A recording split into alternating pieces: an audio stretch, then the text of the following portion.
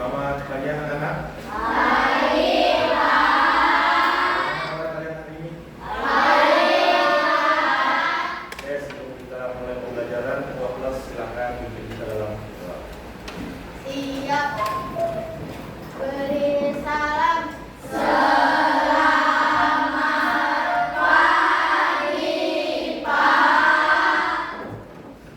Kalau kita belajar, mari kita berdoa menurut agama dan kepercayaan masing-masing. Berdoa dimulai.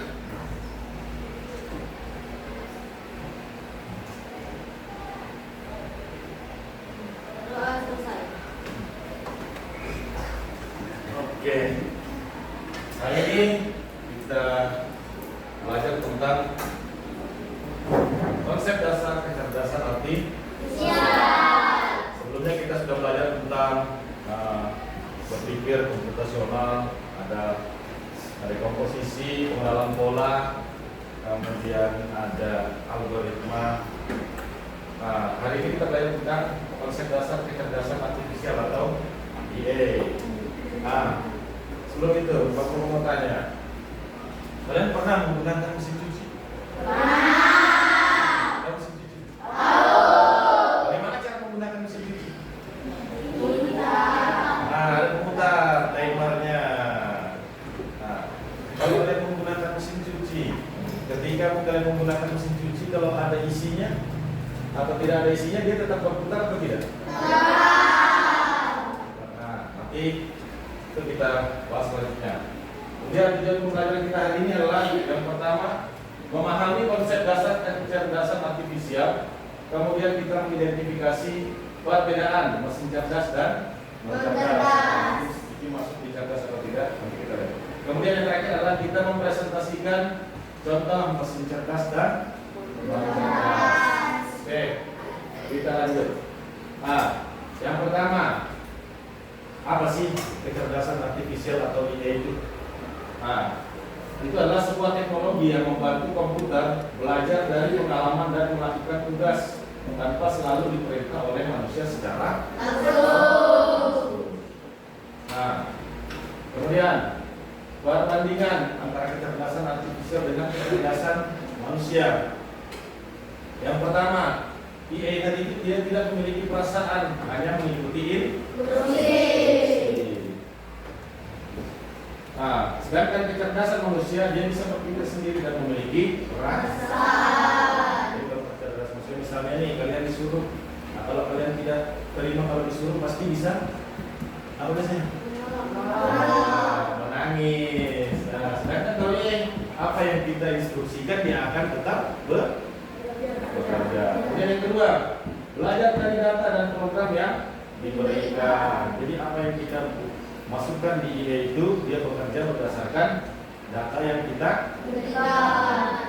Sedangkan manusia dia bisa belajar banyak hal yang berbeda dan beradaptasi dengan melalui interaksi sosial sama teman, sama masyarakat lainnya. Kemudian yang ketiga, hanya memahami hal yang ada di dalam data.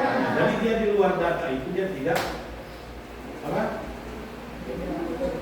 bisa dia bisa memahami di luar data yang kita masukkan.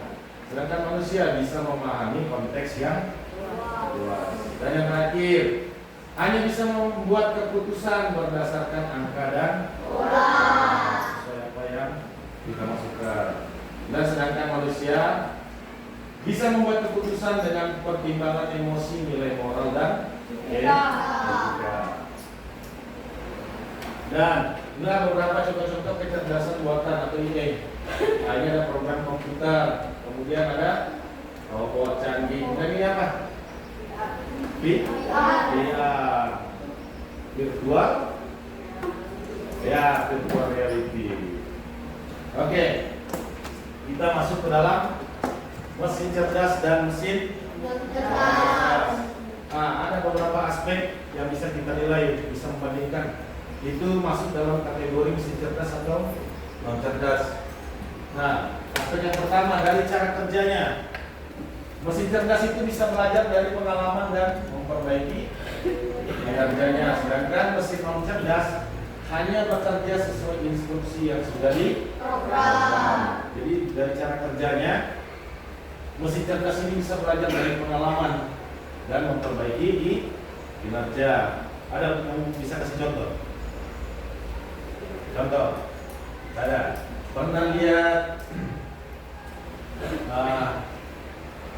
mesin penyedot debu? Aku, tetapi yang biasanya cuma dipegang manusia. Ya. Nah, tapi kalian pernah lihat nggak vakum yang robot? Nah, dia bisa bekerja berdasarkan pengalamannya. Misalnya nih, dia membersihkan ruangan rumah kalian atau kamar lah. Nah, pertama dia bisa nabrak-nabrak dinding. Nah, setelah itu dia bisa belajar. Setelah dia mau mendekati dinding, dia akan berbelok. Nah, itu cara kerja mesin cerdas. Sedangkan mesin cerdas itu dia hanya bekerja sesuai instruksi yang sudah diprogram. Misalnya itu tadi vakum yang dipegang. Jadi apa yang lewat di bawahnya itulah yang dia seperti itu. Kemudian adaptasi. Mesin cerdas itu bisa menyesuaikan diri dengan kondisi baru tanpa perlu diperintah. Nah, contohnya tadi. Kemudian sedangkan mesin cerdas tidak bisa menyesuaikan diri, hanya mengikuti pola tetap. Kalian bisa kasih contoh? Mengikuti pola tetap. Misalnya ini kipas angin. Kalau kalian kasih nyala, kalian kasih putar, dia akan berputar. Dia bisa mengikuti. Misalnya kalian di sini dia tetap, kalian pindah dia pindah, ada? Tidak. Nah, ini salah satu contohnya. Dia hanya bekerja mengikuti pola yang tetap. Kemudian pengambilan keputusan. Mesin cerdas itu bisa mengambil keputusan sendiri berdasarkan data.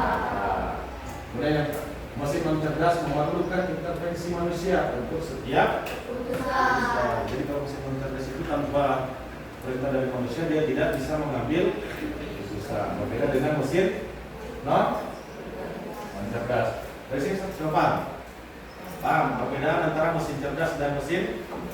Ada pertanyaan? Oke. Ini salah satu contoh mesin cerdas. Nah, ini tadi ini adalah contoh alat pemisah biasa kita sebut vacuum cleaner ini yang robot yang dia bisa bergerak sendiri. Kemudian ini apa? Yang di tengah mesin apa? Buat mobil. Kemudian ini apa? Ada yang pernah pakai ini? Sekarang Pak Guru punya tugas kita berdiskusi, masing-masing kelompok nanti menuliskan masing-masing minimal 4 contoh mesin cerdas dan mesin non cerdas. Ya Pak Guru punya gambar kerja.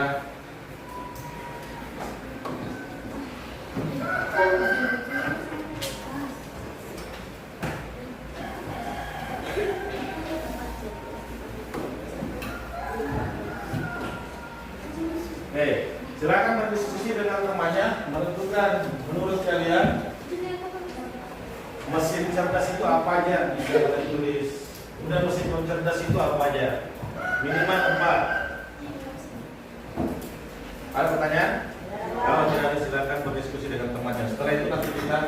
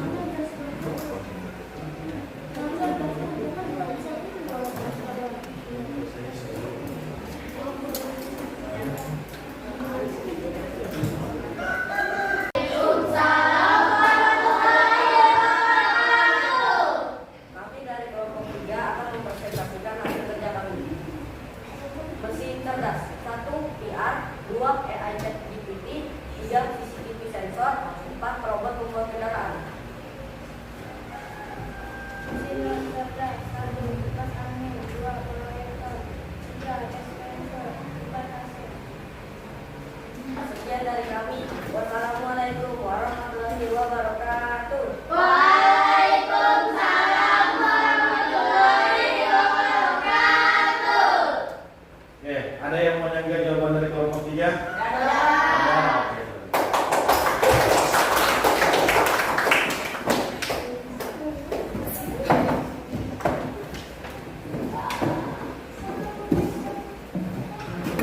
Oke, kita sudah belajar tentang apa itu kecerdasan artifisial, kemudian kita membedakan antara mesin cerdas dan cerdas. Tadi mesin cerdas seperti apa cara kerjanya? Ada yang masih ingat cara kerja mesin cerdas?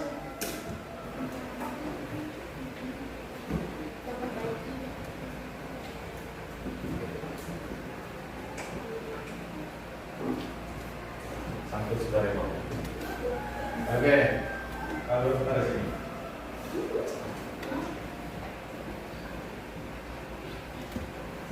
Nah, cara kerja mesin cerdas bisa belajar dari pengalaman dan memperbaiki kinerja, sedangkan mesin cerdas hanya bekerja sesuai instruksi yang sudah diprogram. Jadi ada beberapa contoh yang sudah kalian masukkan di dalam diskusi kalian. Salah satu contohnya menggunakan aplikasi itu seperti apa tadi? Meta, apa lagi tadi? ChatGPT, Gemini. Nah, itu salah satu contoh mesin cerdas. Jadi kita di situ memasukkan instruksi. Biasanya kalian masukkan instruksi seperti apa? Apa yang kalian cari di situ? Jawaban soal, tugas rumah. Biasanya kalian tulisnya apa? Seperti apa? Menuliskannya di situ, perintahnya. Oh, foto. Difotokan. Setelah kalian fotokan tugasnya, aplikasinya otomatis mencarikan jawaban itu adalah hasil data yang sudah pernah dimasukkan oleh manusia. Dia bekerja, oh ternyata dia banyak pencariannya tentang ini. Dia bekerja mencarikan jawaban seperti itu. Kemudian bisa menyesuaikan diri dengan kondisi baru tanpa perlu diperintah ulang. Seperti misalnya tadi ada CCTV sensor. Nah, kita memprogram dia mendeteksi tentang misalnya tentang gerakan. Jadi CCTV itu bergerak mengikuti benda-benda atau hewan atau manusia yang bergerak yang masuk di dalam jangkauan CCTV-nya. Jadi tidak perlu kita yang gerak-gerakan lagi. Nah, itu sudah masuk dalam mesin. Oke. Dalam mesin cerdas banyak contoh dalam kehidupan kita sehari-hari. Dan salah satunya adalah kipas angin. Kalau di rumah apa lagi? Mesin cuci apa lagi? AC apa? Televisi apa lagi? Hah? Apa? Lampu apa lagi? Yang di rumahnya banyak alat-alat elektronik juga di sini. Apa? Kulkas. Yang biasanya perempuan kalau habis mandi pakai apa? Air dryer kan bekerja kalau kita karena tidak tahu rambut kita sudah kering atau belum. Itu salah satu contoh cara kerja mesin cerdas. Oke, kesimpulan kegiatan kita hari ini, kita bisa membedakan antara mesin cerdas dan non cerdas.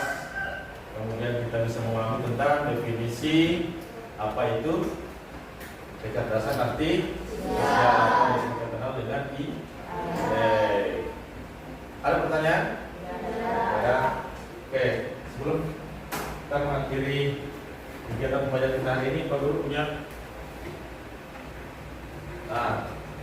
tugas kita di rumah, kita membuatkan video dalam menggunakan mesin cerdas dan mesin non cerdas yang ada di rumah. Nanti kalian buat di rumah, kalian buatkan video. Misalnya kalau kalian di rumah misalnya pakai mesin cerdas, misalnya menggunakan apa? Mesin cerdas contohnya apa tadi? Mesin cerdas. Nah, baiklah Pak Chandra, untuk kegiatan pembelajaran tadi sudah kita lakukan. Sekarang kita lakukan kegiatan diskusi. Untuk secara keseluruhan kegiatan yang Bapak Chandra lakukan tadi sangat baik, tapi ada beberapa catatan dari sini. Nanti kita diskusikan bersama. Nah, kemudian kita lakukan kegiatan diskusi dari kegiatan kita hari ini. Nanti kita bisa kita jadikan sebagai bahan buat pembelajaran kita bersama Pak Chandra. Nah, dari kegiatan kita hari ini, Pak Chandra, kira-kira ada enggak Bapak tadi selama melakukan pembelajaran dengan siswa, ada enggak merasa ada kelemahan atau kekurangan dari kegiatan hari ini Pak Chandra? Oke. Mungkin menurut saya dari kegiatan pembelajaran saya hari ini, kekurangan saya itu yang bisa saya rasakan sekali itu adalah kurangnya pemahaman materi. Itu salah satu kekurangan saya. Mungkin saya kurang mempersiapkannya. Nah, kemudian kekurangan yang selanjutnya itu mungkin belum terlalu bisa mengkondisikan kelas, karena beberapa siswa yang memang belum bisa saya kondisikan. Salah satu kekurangan juga. Ini kalau dari saya tadi mungkin ada, kalau menurut saya mungkin waktunya yang terlalu singkatnya dan waktunya juga terlalu sedikit, terus materi baru itu saya juga secara pribadi itu termasuk kekurangan kita. Apalagi ini untuk hal yang baru, ya, pasti ada kelemahannya lah Pak Chandra, tapi kelemahan itu bisa jadikan pembelajaran nanti ke depan buat kita bersama Pak Chandra. Kemudian setelah ada kelemahan, pastilah dari diri kita ada muncul mungkin yang menjadi kekuatan kita atau kelebihan kita dalam tadi kegiatan hari ini. Kira-kira apa yang menjadi kelebihan atau kekuatan dari Pak Chandra untuk kegiatan hari ini? Nah, mungkin kalau saya lihat tadi, saya merasa bahwa kelebihan saya itu mungkin saya lihat dari menyediakan media pembelajaran yang saya rasa itu adalah cukup menarik untuk menambah minat belajar siswa. Itu salah satu kelebihan yang saya anggap pada pembelajaran hari ini. Oke, Pak Chandra, saya juga melihat tadi ya, medianya sangat bagus, anak-anak juga antusias, apalagi dengan era modern ini dengan melihat langsung seperti itu, Pak Chandra lebih tertarik daripada mungkin kita hanya sekedar di papan tulis, menulis itu Pak Chandra. Kemudian saya juga tadi melihat penyampaian Pak Chandra juga sangat bagus, singkat, kemudian bahasanya juga sangat jelas, jadi saya kira mudah dipahami lah untuk penyampaian materinya Pak Chandra. Itu menjadi kelebihan Pak Chandra menurut saya. Dan selain tadi media yang sangat bagus tadi. Terima kasih. Kemudian untuk berikutnya, ketika kita sudah ada kelemahan, kekuatan, tentu ada juga beberapa mungkin ancaman atau tantangan di masa yang akan datang Pak Chandra mengenai pembelajaran kegiatan hari ini. Apalagi ini materi yang baru ya, tentang AI. Nah, kita banyak sekali di luar sana yang salah menggunakan AI. Kira-kira apa yang menjadi tantangan atau ancaman atau tantangan Bapak ke depan Pak Chandra? Mungkin untuk melihat dari materi pembelajaran ini itu kan kita tentang mesin cerdas dan non cerdas. Dari situ saja kita bisa lihat di mesin cerdas ini kan bekerja berdaya bisa berdasarkan pengalamannya dia. Nah, jadi jika kita manusia ini tidak bisa memanfaatkannya dengan baik, maka itu akan berdampak negatif juga ke manusia kita, terutama kita sendiri untuk di dunia pendidikan. Mungkin itu salah satu tantangannya. Jadi kita sebagai guru harus betul-betul pintar-pintar untuk menggunakan IA ini. Betul Pak Chandra. Saya tadi melihat dari kegiatan diskusi tadi muncul beberapa siswa bahkan sudah menggunakan yang namanya ChatGPT ya. Nah, itu sangat membantu Pak Chandra. Tetapi mereka kan kebanyakan anak-anak kalau belum ada ilmunya, ketika itu dia menggunakan belum tentu itu benar atau tidak sesuai dengan materi. Nah, itu menjadi tantangan kita bersama. Apalagi kita sebagai pendidik Pak Chandra ya, kita harus mengenalkan ke anak apakah itu benar sesuai dengan materinya. Jangan asal main ambil. Nah, takutnya dia ada plagiarisme Iya, iya. jiplak jawaban yang belum tentu kebenaran. Itu termasuk tantangan buat kita bersama ke depan, Pak Chandra. Kemudian di balik tantangan atau ancaman pasti ada peluang yang akan muncul ke depan, Pak Iya, Chandra. betul. Terutama tentang dunia pendidikan dengan pembelajaran coding dan AI ini kira-kira apa peluangnya, terutama dengan materi Pak Chandra tadi mesin cerdas dan bank cerdas. Nah, kalau melihat dari materi kita ini, untuk peluang kedepannya sebenarnya sangat berdampak positif kalau kita ini memanfaatkannya dengan sangat baik. Mungkin salah satu contohnya peluangnya itu mempermudah, salah satunya seperti aplikasi-aplikasi. Nah, kalau kita bisa mengkontrol, kita bisa berkolaborasi dengan orang tua murid, jadi kita bisa mengkontrol siswa dalam menggunakan aplikasi ini, jadi bisa mempermudah mereka dalam mengikuti misalnya pelajaran yang mereka ketinggalan di kelas atau penjelasan guru yang kurang jelas. Jadi mereka bisa mencari di aplikasi-aplikasi yang sudah tersedia. Mungkin itu salah satu contohnya. Oke, mungkin tambahan dari saya juga, Chandra, ya saya juga sama-sama belajar juga. Ya, ya. Untuk peluang ini menurut saya sangat besar, terutama tentang aplikasi yang sudah disediakan.